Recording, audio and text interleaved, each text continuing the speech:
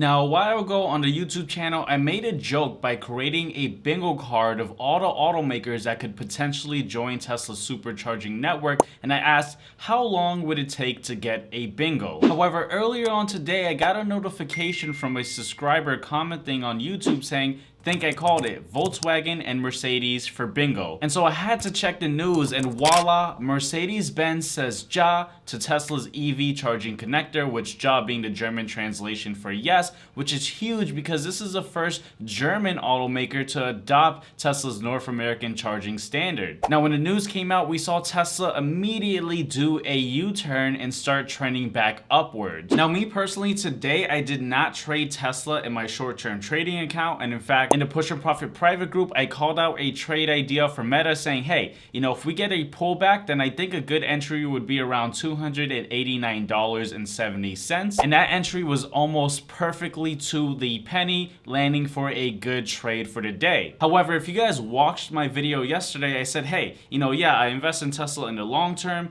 but even in my short-term trading account, I wouldn't want to short Tesla simply because it's too much of a risk with so many catalyst events that could happen, where at any day another automaker can join the supercharging network, which would be seen as bullish, and of course this ended up happening. Now, this is the reason why, if you guys watch my videos, I really just ask for three simple things. I say, hey, if you guys really enjoy the content, you find any value, then make sure to tap that subscribe button so that you don't miss out on any future videos, right? Now, the second thing I ask for is, hey, if you guys do like the videos, you guys are subscribed, also check out one of the links in the description below, because it's going to be a link to my free weekly newsletter where every single week I just write out what's going on with the overall market and some of my thoughts on a couple of things. And then thirdly, I also say, hey, also, if you are subscribed to the channel or you also subscribe to the weekly newsletter, which is completely free, there is a third option which is paid, which is the Push and Profit private group,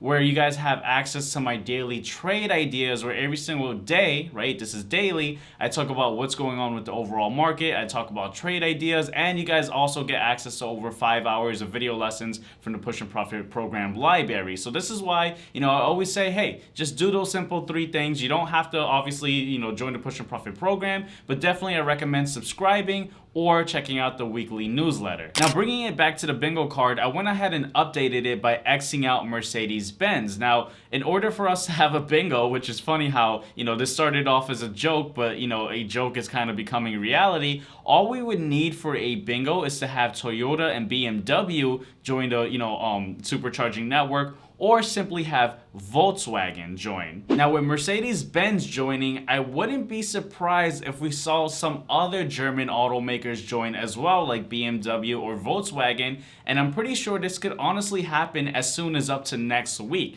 And so in honor of that, I went ahead and did a coupon code for the Push and Profit program with over 50% off to go ahead and join, simply because of the bingo card. It's going to be coupon code BINGO, so definitely check that out in the comment section below. Now, we have to be aware of the fact that although these are bullish catalyst events of these other, EVs joining, they're not sustained and they're not long term. In fact, if we take a look at Tesla, we did see that Tesla started kind of tailing off towards the close of the day. Now, the argument from the bear side is that, hey, Tesla's supercharging network revenues right now for just Tesla's vehicles accounts for just a minuscule amount of Tesla's overall revenues, right? And they're correct in that sense, because last time I checked, Tesla supercharging network's revenues accounts for like 3 to 7% of their overall revenue. So they're correct in that sense. However, I like to look at it from an alternative perspective, right? So think about it like this. In 2025, when you have Ford, GM, Mercedes, Volvo, or all the other, legacy automakers, coming to use these Tesla superchargers,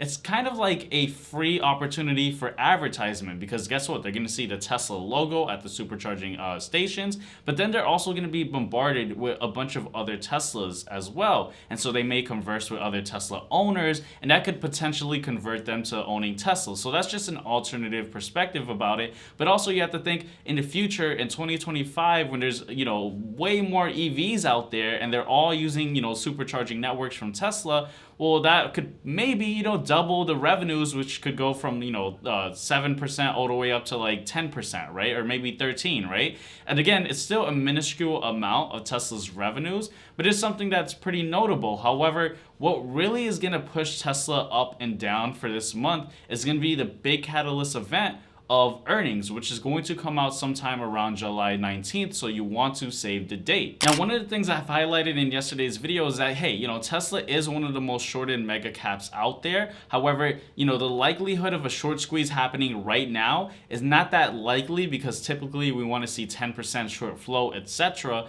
However, one of the arguments I made is, hey, you know, as we start coming down for Tesla, as we start getting closer to earnings, we may have short sellers kind of double on their bets, expecting Tesla to really fail on their earnings and not have a beat, simply because although we had good delivery numbers, you know, maybe free cash flow is going to be bad, maybe their profit margins may diminish by almost half. And so that's going to be something that we want to pay attention to, because if we have a bunch of short sellers kind of, you know, doubling up on Tesla as we get close to earnings, but we do have Tesla, you know, end up beating earnings, well, then that could cause us to like kind of an area where we have a mini short squeeze where, you know, these short sellers are going to have to cover, right? And so that's one of the things we have to pay attention to. However, before we even get to Tesla's earnings, we have the headwind of CPI coming into next week, where really it tells us what's going to happen with, or it tells us a gauge on inflation. And so if we see inflationary pressures, not, you know, there's two scenarios, right? So if we see inflationary pressures get worse,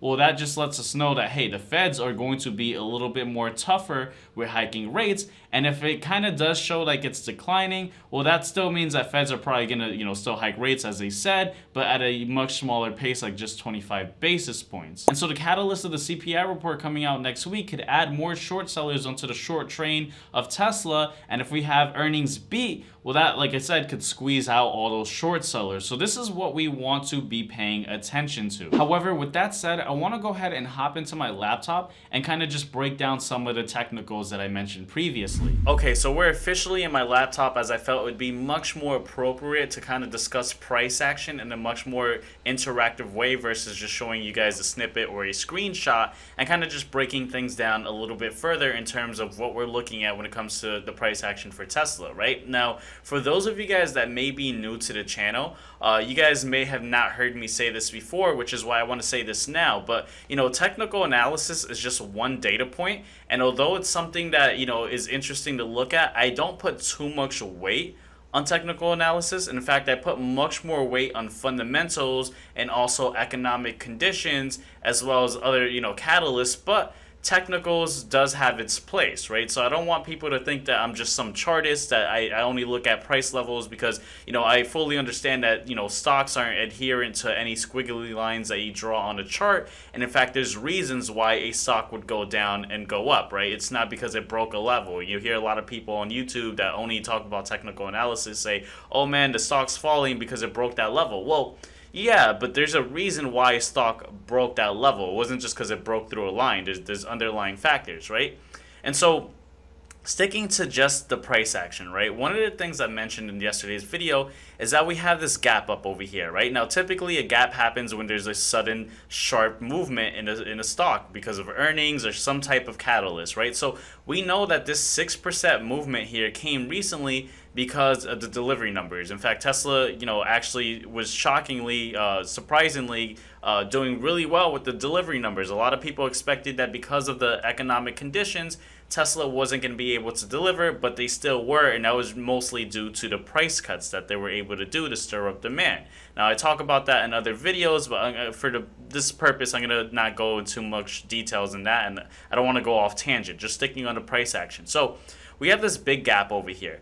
Now, typically, right, it's not that it has to happen all the time, right? That's something that chartists think that, you know, has to happen. It's not guaranteed. Like I said, stocks aren't adherent to squiggly lines on a chart. But typically, what we often see is that gaps get filled.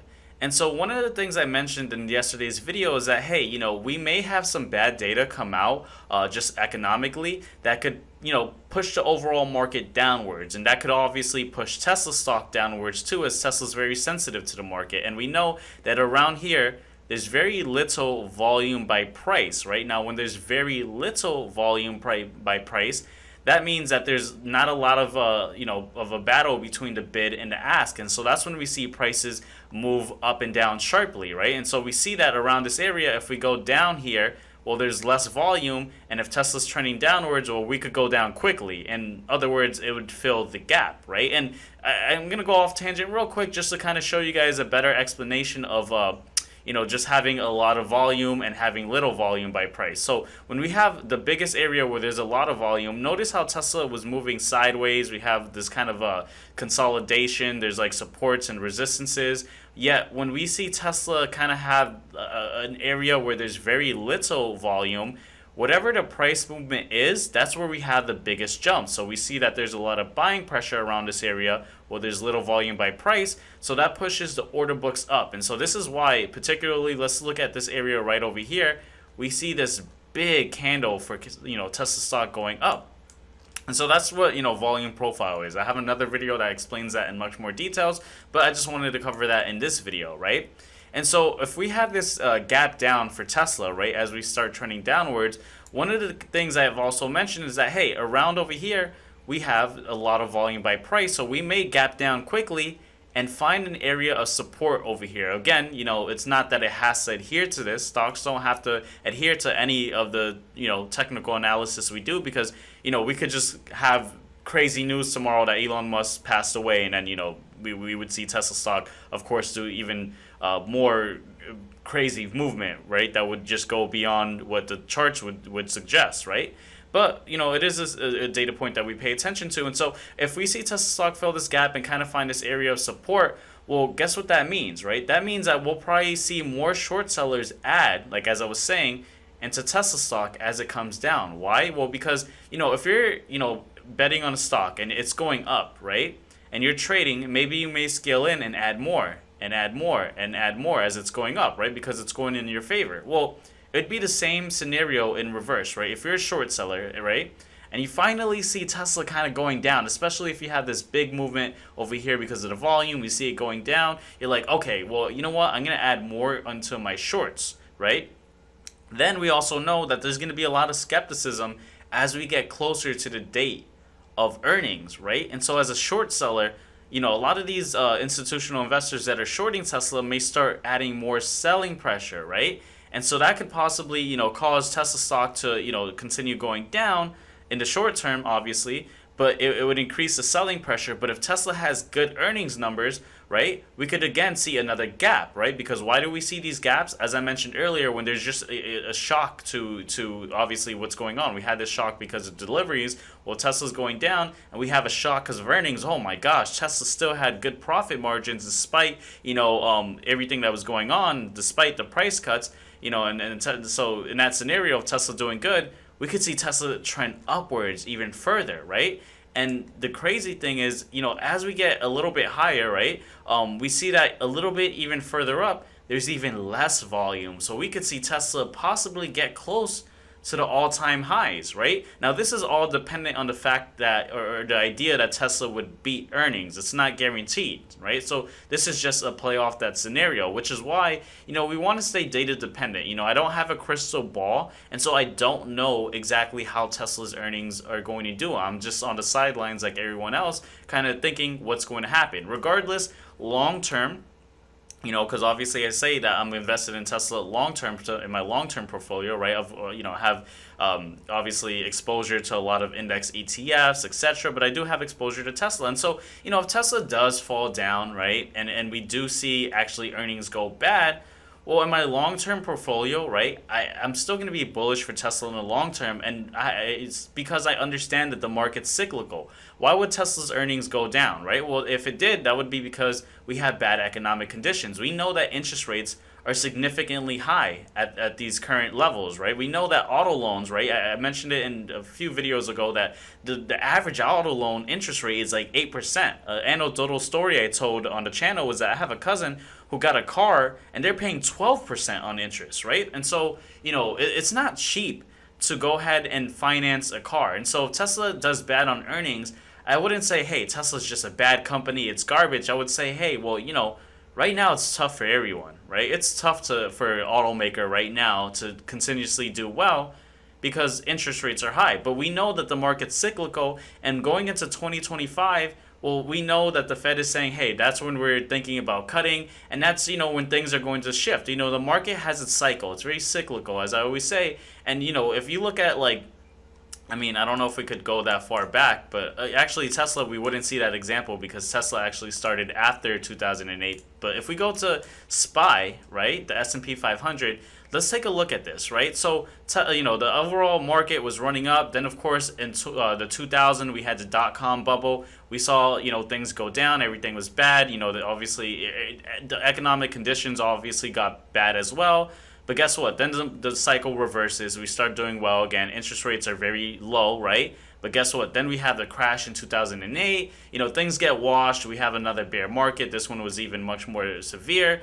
But then for a while, we had a longer uptrend because, of course, we had rates artificially low for a long time.